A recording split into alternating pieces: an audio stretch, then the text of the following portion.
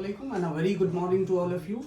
Friends, I am Dr. Rizwan Alam and आज के session में हम लोग जो बात करने जा रहे हैं कि AMU 11 एंट्रेंस की प्रिपरेशन कैसे की जाए। उसके लिए जो भी उनमें सब्जेक्ट से क्वेश्चंस आते हैं उसके लिए अलग अलग सब्जेक्ट्स की फैकल्टीज हम लोगों के साथ होंगी और उनसे हम लोग डिस्कस करेंगे कि उन पर्टिकुलर सब्जेक्ट्स की प्रिपरेशन कैसे करनी है, कौन से इंपॉर्टेंट टॉपिक। बहुत बहुत शुक्रिया सर। फर्स्ट ऑफ ऑल बच्चों, अगर मैं बात करूं एमयू 11th एंट्रेंस के लिए, तो एमयू 11th एंट्रेंस में जो क्वेश्चंस आते हैं वो टोटल नंबर ऑफ क्वेश्चंस होते हैं 100 और इसके लिए जो आपको टाइम मिलेगा वो मिलेगा 120 मिनट्स। ठीक है ना, पूरे 2 घंटे मिलेंगे।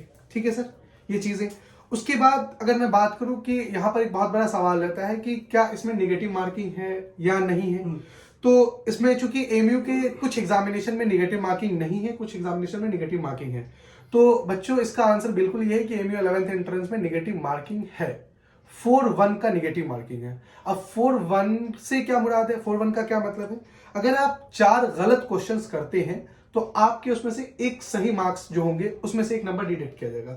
मतलब हर एक क्वेश्चन के गलत करने पर आपके 0.25 मार्क्स डिडक्ट किए जाएंगे। ठीक है, ये तो हो गई सर नेगेटिव मार्किंग की। क्योंकि बहुत सारे बच्चों को ये रहता है कि 9th एंट्रेंस में नेगेटिव मार्किंग नहीं है, 6 में नहीं है, 1st में नहीं है, तो 11th में भी नहीं है। ऐसा बिल्कुल नहीं है बच्चों। 11th क्लास से नेगेटिव मार्किंग शुरू हो जाता है। 100 मार्क्स के क्वेश्चन पूछे जाते हैं, उसके लिए आपको 120 मिनट्स दिए जाएंगे। मैं दोबारा रिपीट कर दिया हूं।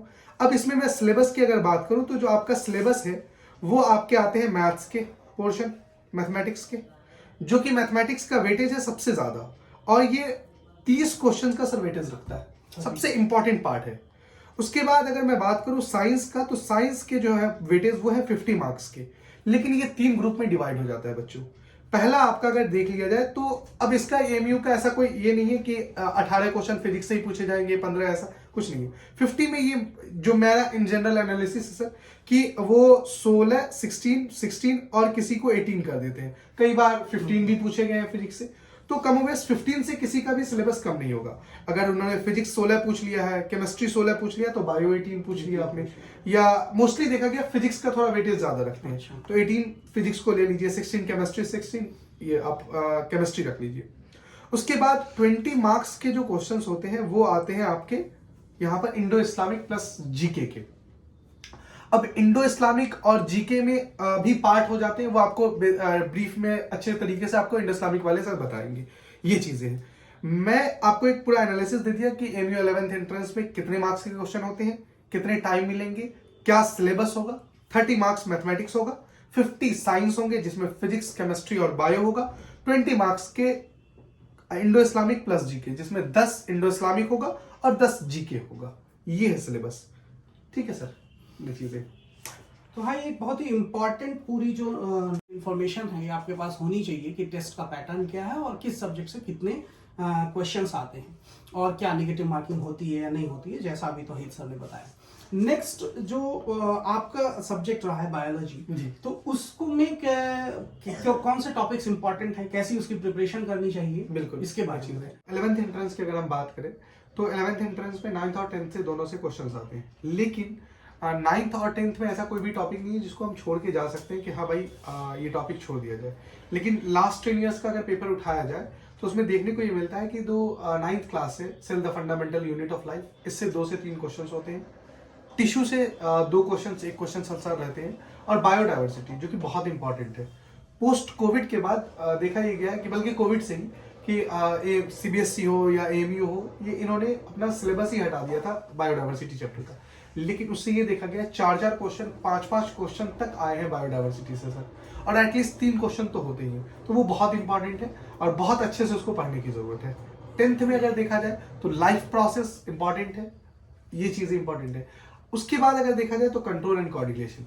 लेकिन सर जो लास्ट 2 ईयर से अभी मैं क्वेश्चंस का पैटर्न देख रहा हूं, इसमें एमयू ने ज्यादातर जो फोकस किया है, जो पहले नहीं करते थे ये लोग, वो कर रहे हैं आर एनवायरमेंट से और नेचुरल रिसोर्सेज से। तो बच्चों ये इंपॉर्टेंट है कि आप आर एनवायरमेंट चैप्टर को, जो कि बहुत जगह छोड़ देते हैं टीचर्स, कहते हैं कि आप खुद से पढ़ लीजिएगा, नेचुरल रिसोर्सेज है उसको भी छोड़ देते हैं, कहते हैं कि खुद पढ़ लीजिएगा, वो भी बहुत इंपॉर्टेंट है और उसको करना है आपको। और बल्कि आप टीचर से करवाइए, भले ही टीचर वो कई बार उसमें चूंकि बहुत सारी चीजें हैं जो याद रखने वाली है तो लास्ट टाइम पे कराए, लेकिन उसको करके आइए, चूंकि उससे लास्ट ईयर 3 क्वेश्चन थे सर, तो ये बहुत इंपॉर्टेंट है।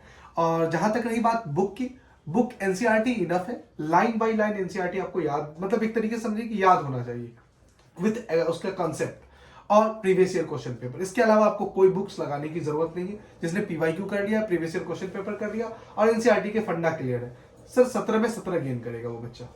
ये इतना चीज़ इनफ होगा, इतना इनफ होगा, बिल्कुल ये चीज़ है। तो फ्रेंड्स, अभी हम लोगों के साथ हैं अब्दुल महबूब खान सर, जिनका 6+ इयर्स टीचिंग एक्सपीरियंस है और करंटली वो फैकल्टी ऑफ फिजिक्स हैं एट फ्यूचर लर्निंग एकेडमी। तो आइए सर से जानते हैं कि AMU 11 एंट्रेंस में फिजिक्स सब्जेक्ट से कितने क्वेश्चंस आते हैं, कौन से इंपॉर्टेंट टॉपिक्स हैं उसमें, और कौन सी बुक्स से स्टूडेंट्स को उसकी प्रिपरेशन करनी चाहिए। Okay, thank you for introducing me. तो स्टूडेंट्स, अगर हम बात करें फिजिक्स की AMU 11th एंट्रेंस के अंदर, तो AMU 11th एंट्रेंस में फिजिक्स से टोटल 17 to 18 क्वेश्चन आते हैं। और स्टूडेंट्स, अगर हम सिलेबस की बात करें तो AMU 11th एंट्रेंस में जो फिजिक्स का सिलेबस है वो क्लास 9th और क्लास 10th का जो NCERT का सिलेबस है उसी से हर साल क्वेश्चन आते हैं। स्टूडेंट्स, अगर अब हम बात करें कि प्रिपरेशन आपको कैसे करनी है AMU 11th एंट्रेंस की, तो आप क्या कर सकते हैं कि आप NCERT के जो भी कंसेप्ट हैं क्लास 9th के और क्लास 10th के, उसको अच्छे से क्लियर कर लें। उसके बाद स्टूडेंट्स, कंसेप्ट क्लियर करने के बाद आप क्या कर सकते हैं कि जो प्रीवियस ईयर क्वेश्चन है जो AMU 11th एंट्रेंस में आए हुए हैं उसको अच्छी तरीके से सॉल्व करें और उससे आप एक आइडिया लगाएं कि किस तरीके के क्वेश्चन AMU 11th एंट्रेंस में पूछे जाते हैं।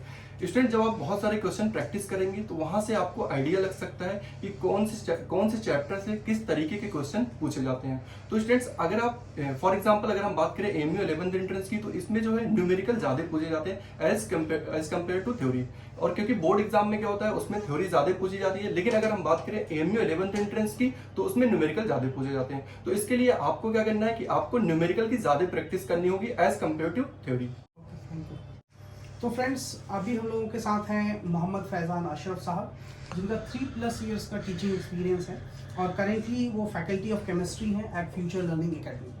तो आइए सर से जानते हैं कि AMU 11 एंट्रेंस में जो केमिस्ट्री सब्जेक्ट से क्वेश्चंस आते हैं वो कितने क्वेश्चंस आते हैं, उसमें इंपॉर्टेंट टॉपिक्स क्या हैं और किन बुक्स से केमिस्ट्री की प्रिपरेशन स्टूडेंट्स को करनी चाहिए। Thank you so much for introducing me sir. अगर हम 11th एंट्रेंस की केमिस्ट्री की बात करें तो पूरे साइंस से 50 क्वेश्चंस आते हैं, जिसमें से केमिस्ट्री से ऑन एन एवरेज हर साल 15-16 क्वेश्चंस आते हैं। और सर हम जानते हैं कि जो 11th का सिलेबस है ये कॉम्बिनेशन है 9th और 10th दोनों के सिलेबस का। टोटल नंबर ऑफ चैप्टर्स हमारे पास 9 है। अगर हम बात करें तो 4 चैप्टर क्लास 9 से है और 5 चैप्टर क्लास 10 से। तो सर ऐसा तो हर टॉपिक का अपना अपना इंपॉर्टेंस है, लेकिन कुछ टॉपिक उसमें से कुछ खास हो जाया करते हैं। अगर हम बात करें हायर लेवल केमिस्ट्री से भी, जैसे atoms and molecules, structure of atoms, periodic classifications, carbons compounds और एसिड बेस एंड सॉल्ट्स, ये सब कुछ खास वेटेज वाले टॉपिक होते हैं जहाँ से एग्जामिनर के माइंड में क्वेश्चंस रहते हैं। तो अब हम लोगों के साथ हैं मोहम्मद आफाक आलम सर, जिनका 8+ इयर्स का टीचिंग एक्सपीरियंस है और जो करेंटली फैकल्टी ऑफ मैथमेटिक्स हैं एट फ्यूचर लर्निंग एकेडमी। तो आइए सर से जानते हैं कि AMU के 11 एंट्रेंस टेस्ट में जो मैथमेटिक्स से कितने क्वेश्चंस आते हैं और कौन से इंपॉर्टेंट टॉपिक्स हैं स्पेशली, और उनकी प्रिपरेशन स्टूडेंट्स कैसे करें, वो सर हम लोगों को बताएंगे। Thank you sir for inviting and introducing me. तो दोस्तों, मैं आप लोगों को बताना चाहूँगा कि 11th एंट्रेंस में mathematics portion one of the key factor to qualify the 11th entrance diploma exam. तो इसमें टोटल 100 मार्क्स का पेपर होता है, जिसमें मैथमेटिक्स 30 मार्क्स के पूछे जाते हैं। सबसे मेजर पोर्शन मैथमेटिक्स का होता है।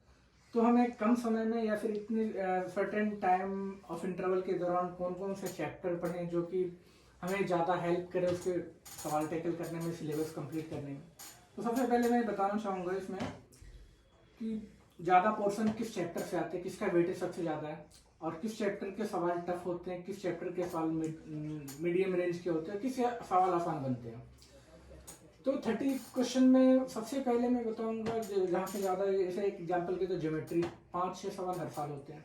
मेंसुरेशन 5-6 सवाल हर साल इससे पूछे जाते हैं कमोबेश।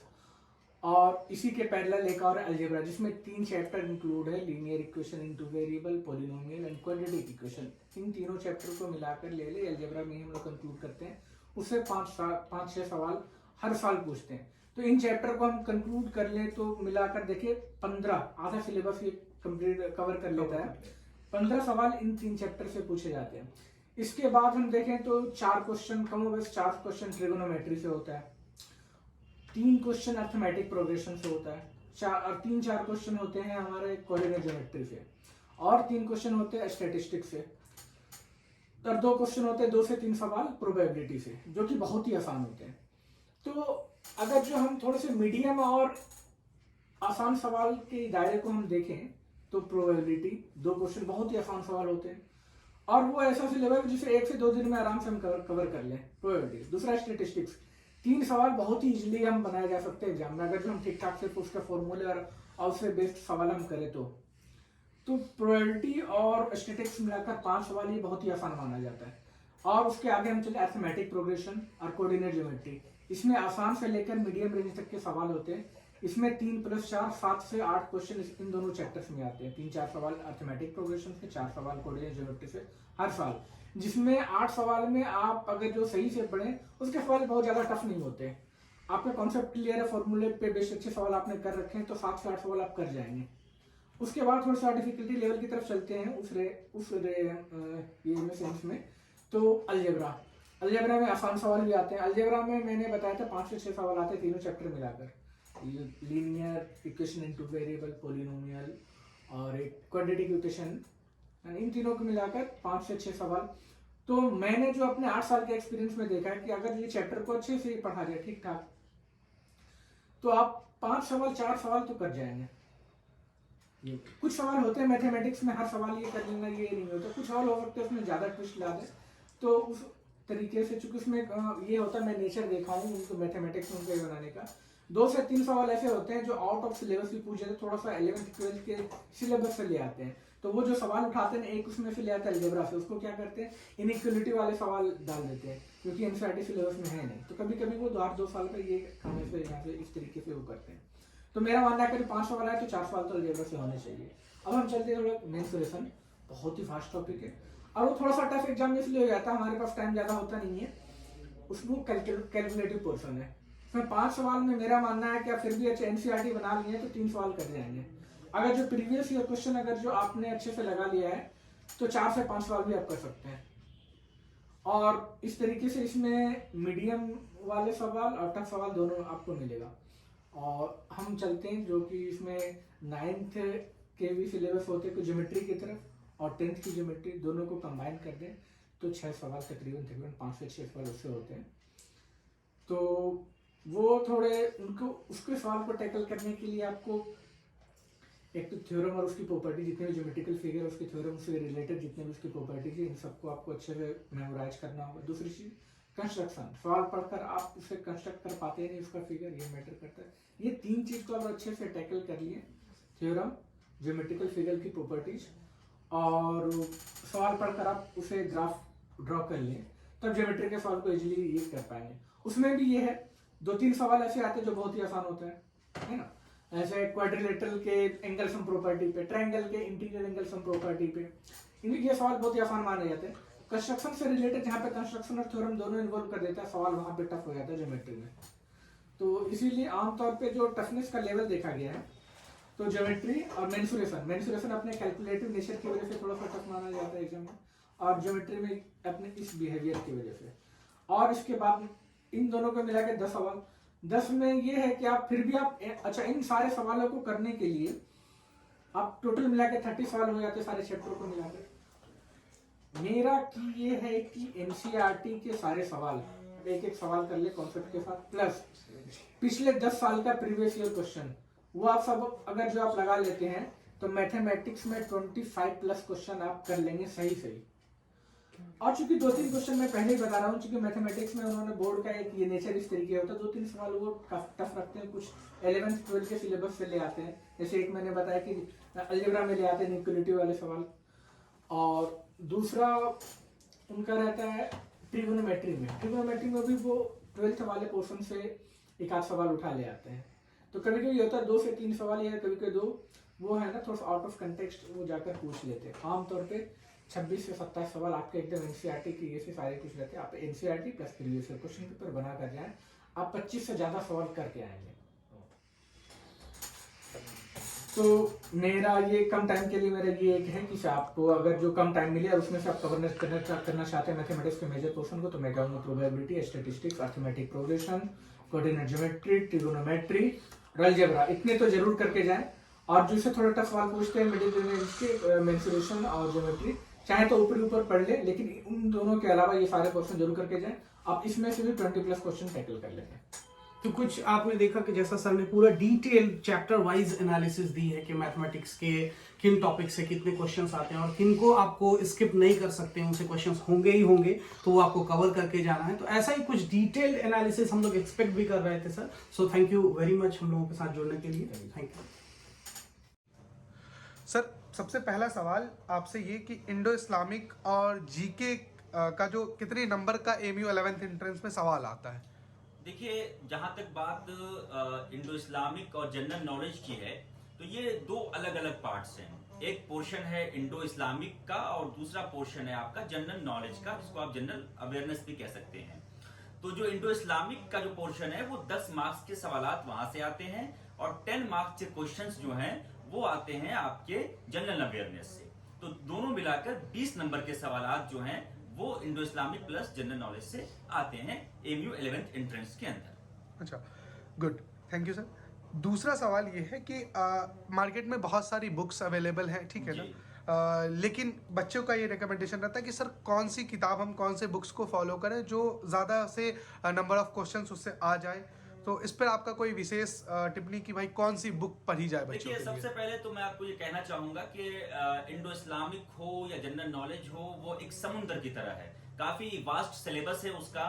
तो सबसे पहले जिस कोचिंग में आप जहां पर पढ़ रहे हैं, तो जहां भी पढ़ रहे हैं, तो मैं आपसे कहना चाहूंगा कि जो टीचर वहां पे पढ़ा रहा है, जो उनके नोट्स हैं उसको आप देखिए, उनके नोट्स को देखिए, क्लासरूम की टीचिंग्स को देखिए और प्रीवियस ईयर क्वेश्चन पेपर पर हर तरीके से बहुत ज्यादा ध्यान दीजिए। जहां तक आपका सवाल है किताब के ताल्लुक से कि मार्केट में बहुत सारी किताब अवेलेबल हैं, मैं अपनी जाती तौर से एक किताब का नाम लूंगा, उसका नाम है नाज गाइड। नाज गाइड को मैंने जाती तौर पे पढ़ा भी है, बहुत अच्छी चीजें और बहुत एक हद तक सिलेबस को उसमें कवर किया गया है। तो आप लोग नाज गाइड को ले सकते हैं और नाज गाइड से ये साइड बुक हो गई। बाकी आपकी क्लासरूम के अंदर जो टीचिंग है, जो टीचर की, और आपका पढ़ना और बाकी रेफरेंस बुक के तौर पर आप नाज गाइड को कंसर्न कर सकते हैं। बिल्कुल सही सर। एक्चुअली में बच्चों का सर का भी बिल्कुल यही कहना है कि कोई बुक्स स्पेसिफिक नहीं है कि उसी बुक के सिलेबस से आएंगे। जैसे कि साइंस में अगर देखा जाए तो बुक डिफाइंड है, उसी से टॉपिक से आते हैं। आपने बिल्कुल सही कहा कि जीके हो या इंडो इस्लामिक एज लाइक सी है, समंदर है, कितना भी आप उसको पढ़ लो वो कम ही होगा।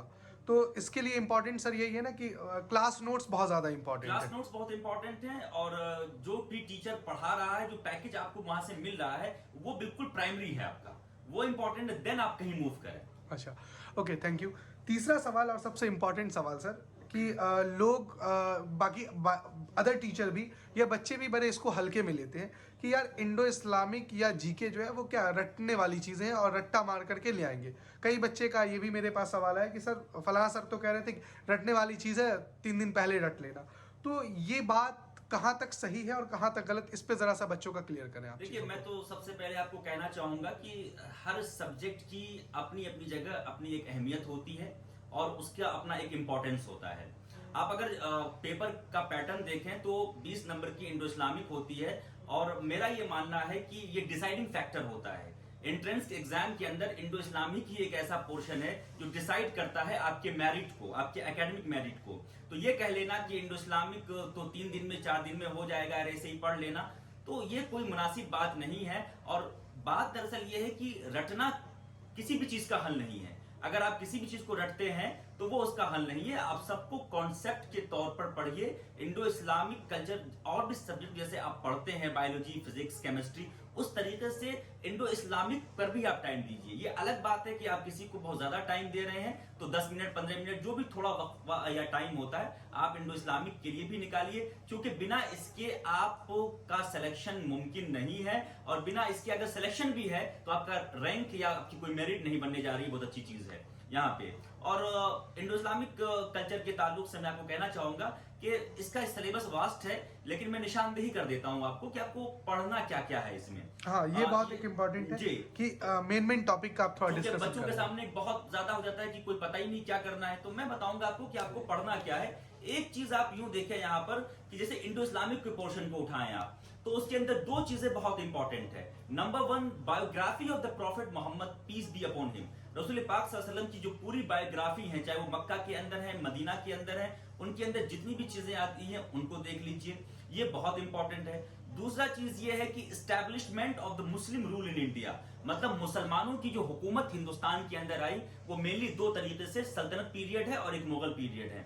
इन दोनों को अच्छे से देख लीजिए। और बाकी कुछ फेमस पर्सनालिटीज हैं जैसे सर सैयद अहमद खान, अलीगढ़ मूवमेंट, और उसके अलावा बहुत सारी फेमस पर्सनालिटीज है, मौलाना अबुल कलाम आजाद, अल्लामा इकबाल, अल्लामा शिबली नोमानी, इस तरीके से कई सारे हमारी पर्सनालिटीज हैं, उनके बारे में आप पढ़िए तो एक हद तक जो है आप देख लेंगे यहाँ पे। और जहां तक आप बात करते हैं जनरल नॉलेज की, तो वो तो एक बहुत ही वास्ट है, लेकिन फिर भी मैं आपको कहूंगा कि अरिहंत एक किताब आती है पतली सी मनोहर पांडे की, आप उस अरिहंत किताब को कंसल्ट करें और उसको अच्छे से पढ़ें, और उसके अंदर basic Indian geography, Indian polity, Indian history और इंडियन इकोनॉमी, जो बिल्कुल बेसिक हो, उसको देखें। और इनको इतना ही अगर आप देख लेते हैं तो मेरा मानना है इंशाल्लाह आप कम से कम 15 प्लस तो कर लेंगे। ठीक है सर, बहुत बहुत शुक्रिया आपका। ये एक बहुत अच्छी इंफॉर्मेशन है, बच्चों को होपफुली ये हेल्प करेगी। ठीक है ना, थैंक यू सो मच।